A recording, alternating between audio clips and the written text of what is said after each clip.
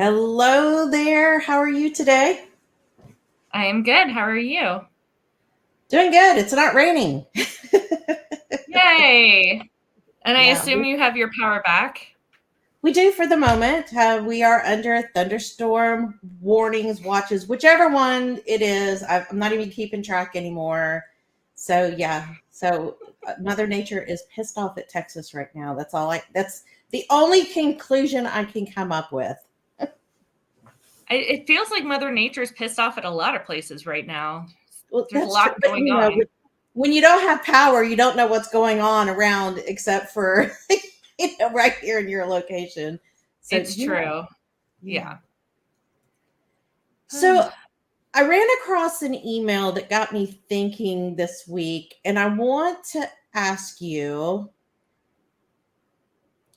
think back when you were in debt. hmm Were you tired of hearing/feeling you were doing it wrong? Yes. And did All you this. feel that way? Like, Yeah, probably. yeah, thinking that everybody else in the world but me has this figured out. And hmm I just can't I just can't get it right. Yeah.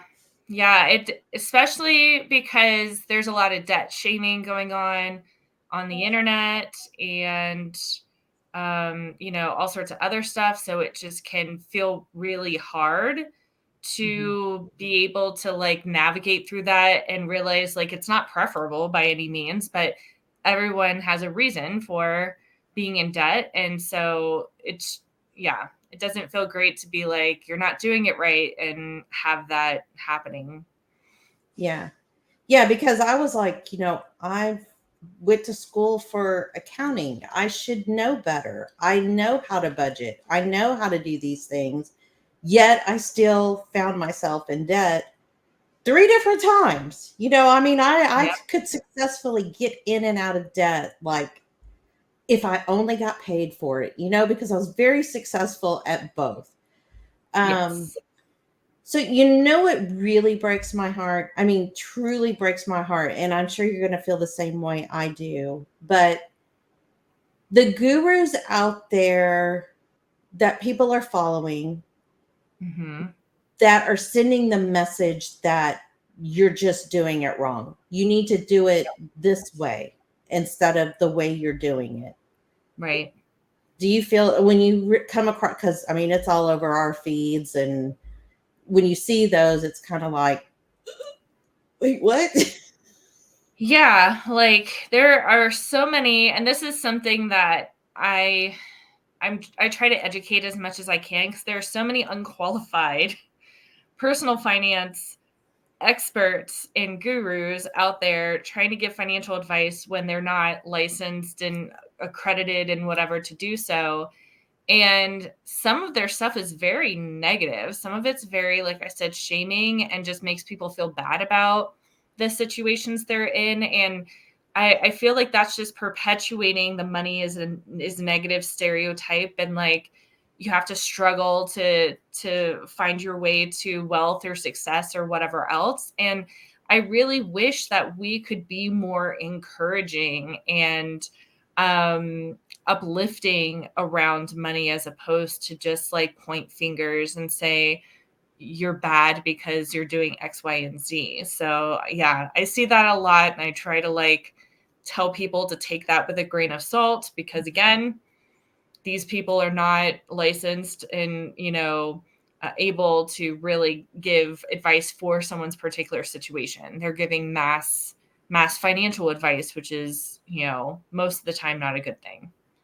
Yeah, and I think, when you have tried something that's not worked, hmm because one, you haven't had any, I mean, I didn't have any I mean, I didn't have any financial skills when I came out of high school. hmm Um, I barely knew how to write a check, all of these things because it's just not something that we were taught. Now I think schools are trying to do better. Right. Um, So you've tried all the things that you've known to try and it's not working and you need to make a shift. And so you get out on the internet and start looking at the most popular people, which of course, I mean, because we're talking money, this is a very, Mhm. very sacred area, very difficult to talk about. And I think I know my generation, which we're close enough in age, um, it was always just do it. No gain, no, what is it? No gain, No pain, no gain. no pain, no gain. So it Yeah. makes sense that we've got people out there just saying, you're wrong, you're stupid, and it's like, Yeah.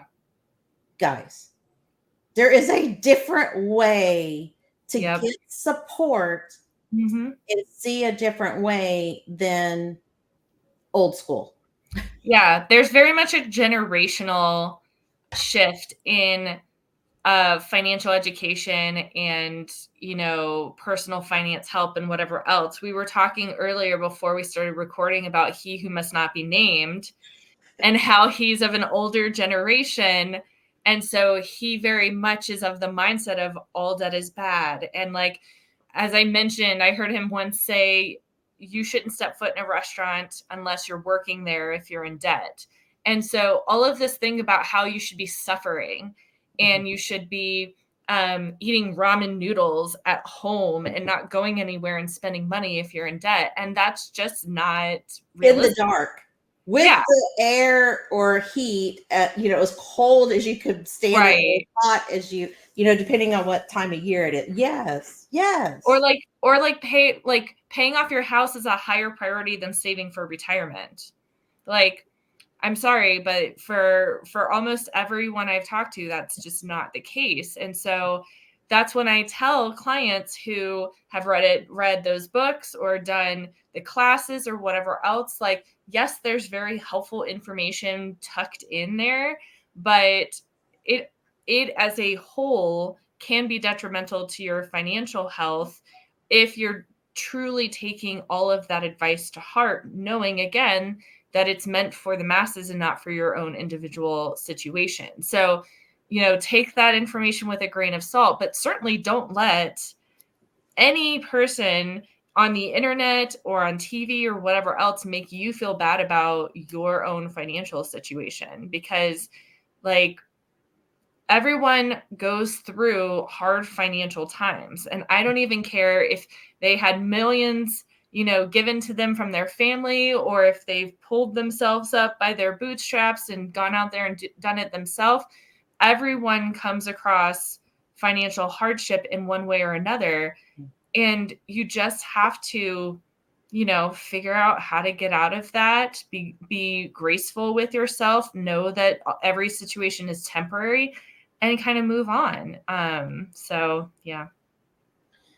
So one of the items that I think I'd really like to talk about, if you're up to it, is this no credit card thing. Um, I will say, when I got out of debt, I was terrified of credit cards. I mean, I Mhm. was terrified because I felt like I didn't have any control, which is, when I say it out loud, it makes me chuckle because I had full control of opening my wallet and pulling out this rectangular piece Right. of plastic. It's not like it has some imaginary force that when I Right. walk, I mean, it is all in our control. And I was terrified. I mean, I was like, that's it. No more credit cards. American Express is it, because we got to pay the balance off every month. That's it. We needed it to run our business. So we had to buy a tractor for our farm. And this is a big expense. If anybody's ever looked at how much a tractor is, it's luxury car type money. And so we had the money and we decided, okay, it's time. We cannot nurse this other tractor any longer. And so we go in and we find the tractor, and the guy says, we have 0% financing. And I'm like, well, that's a no brainer. I mean, I can extend out this, and maybe not even have to touch any of our investments, our savings, or, where I was pulling the money from. We couldn't get approved Hmm. because we had gone 5 years with no debt paying history. Yep. So we had zero credit. Yep. Zero. Because American Express does not count.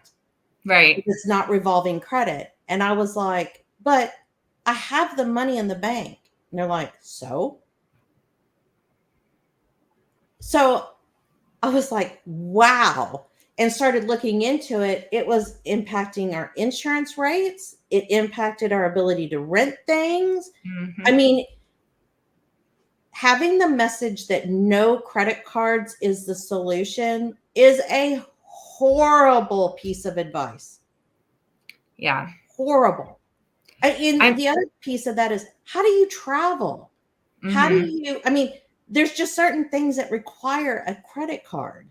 So what do you think about that? Well, so I have many thoughts on the whole credit system that I probably am not going to share here today. But the biggest issue that unfortunately we have to play along with is you have to have debt in order to have credit. And while I understand there's good debt and bad debt, and the credit bureaus want to see you have various types of debt, they like seeing a car and a house and student loans and credit cards and all of that stuff. It can be very frustrating because if you don't want to have those things and you don't want to play along with the game, then it really does stunt you, like you said, to be able to do other things in the future that maybe you do need to rely on credit for. You know, people were astounded when I was talking to clients and asking them about their credit scores and all of that, to know that if they wanted to move apartments, they were going to get their credit score checked. That used to not be a thing. Usually you just needed credit for buying or whatever else. But now more and more apartment complexes are not even letting you rent unless they know that you have a good credit score. Yeah. So what I'm gathering from this is you need credit to live in a place, whether you own it or not. And thankfully, there are a lot of responsible ways in which to acquire, pay down debt, you know, utilize your credit score, all of that kind of stuff. But to have no credit cards, I see the appeal, especially for people who can abuse it, who don't trust themselves around credit cards. And, you know, today's day and age, they make it very easy for you to use your credit card. It's on your phone now. It's online. You've saved it with Amazon. You've saved it with everyone. So you can just click a button and your purchase is made. But it is important for everyone to have at least one credit card that they're using responsibly, that's helping them build up that credit. Maybe it's something with some great rewards that you can benefit from, cash back, points, whatever else. There are ways that you can do that and still utilize it and still take advantage without getting into credit card debt, without accruing interest, without all of that stuff. And it will help you at the end of the day, you know, build your credit score and be able to use it. Yeah. So the message is we need to learn how to use it responsibly. Mm-hmm. That's what the message needs to be. Yep.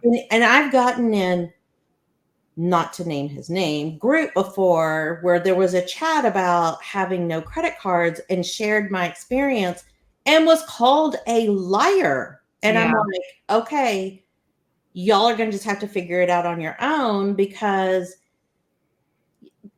your credit score is linked to more than you realize, and it will become linked more and more. Yeah. So you mentioned points or rewards or whatever. Girl, I use my credit card for everything. I am going to be honest with you. Everything. And I pay it off every month. I know exactly what I can spend on it, and I pay it off every month. We are about to go on a cruise, and I paid $0 because I've been racking up these points for this big trip that we've been planning on going. And it was the most, it's like I figured it out. I mean, in that moment, I sat there and went, oh my gosh, I figured out credit cards no longer have power over me. And now my credit card company, who is making millions off of others, just paid for my cruise. Yep. That's what I want to teach people. Yep, my husband and I are planning a trip to Vegas later on this year, and we just booked the flights for it using only points from the credit card. So we did not have to pay for our flights there whatsoever, which is so great because that really saves you. Even though Vegas is a fairly inexpensive trip for us coming out of Denver, it still saves you money that you can use for other things. Money And is so money. if it's a cruise, if it's a flight, if it's a whatever, like there's a lot of great ways to use it. Now, I do see a lot of things on social media about like how to open 8 credit cards so you could take advantage of all of these points and rewards and whatever else. And that can get tricky. Yes. The more credit cards you have open, the more potential annual fees you're paying and the more potential to rack up debt across all of those credit cards. Absolutely. I do tend to see when I'm working with clients with debt that ones that have more credit cards tend to be in more credit card debt than ones that have less. Yes. So think about what is important to you in a credit card, whether it's travel rewards, cashback, whatever else, and only have as many credit cards as you absolutely need to do whatever you need to do. Like I have a business credit card that I can use for my business.